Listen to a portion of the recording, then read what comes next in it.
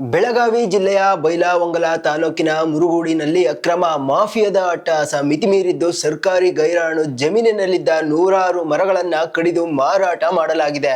ಮರಗಳ ಮಾರಣ ಹೋಮ ನಡೆಸಿದ ದುಷ್ಕರ್ಮಿಗಳು ಅವುಗಳನ್ನು ದಾಂಡೇಲಿಗೆ ಅಕ್ರಮವಾಗಿ ಸಾಗಿಸಿದ್ದಾರೆ. ಅಷ್ಟೇ ಅಲ್ಲದೆ ಅದೇ ಜಮೀನಿನಲ್ಲಿದ್ದ ಕಲ್ಲುಗಳನ್ನು ಒಡೆದು ಎಂಸೆಂಟ್ ಘಟಕಗಳಿಗೆ ರವಾನಿಸುವ ಮೂಲಕ ಪ್ರಾಕೃತಿಕ ಸಂಪತ್ತನ್ನು ಲೂಟಿ ಮಾಡಲಾಗಿದೆ.